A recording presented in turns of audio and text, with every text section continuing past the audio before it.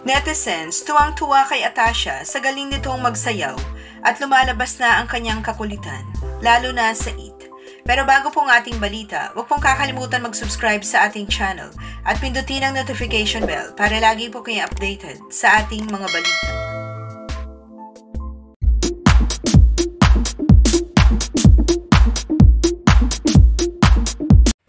Naging mainit nga ang pagtanggap kay Atasha nang ipakilala ito bilang bagong host ng Eat.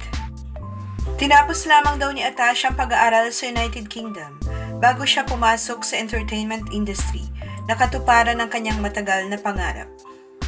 Saad ni Atasha, "This was something that I've always wanted to do. Ever since I was 10 years old, when I did The Sound of Music, that's when I realized I really do want to perform. I love to sing, and I just love to make people smile." At ngayon ay nakapasok na si Atasha sa Eat, maraming netizens ang humahanga sa kanya at natutuwa sa kanyang kakulitan. At galing nito sa pagsayaw. Panoorin po natin ang ilang videos na ibinahagi ni Atasha sa kanyang social media account.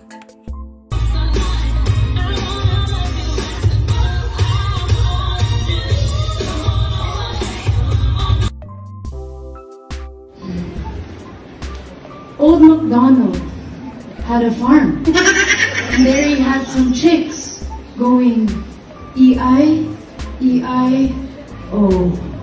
But on his farm, he had some chicks. Oh no, oh no, oh oh.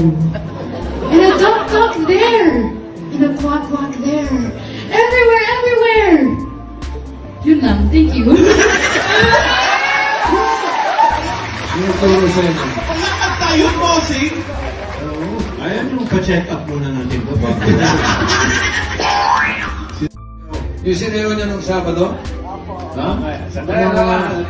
Anong title mo? Butang. Walang... Lutang. Akala ko bobo na ka. Lutang. Lola Pilen, ito na. Watch. Sa elevator.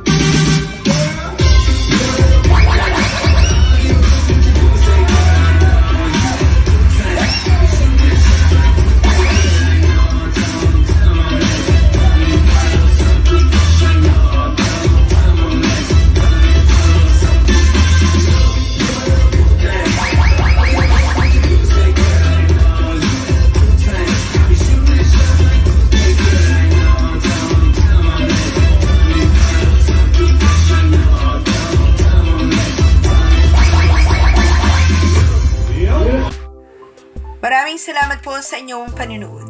Huwag pong kalimutan mag-subscribe para sa iba pang showbiz updates. Kita-kita po tayo sa aking next video. Thank you.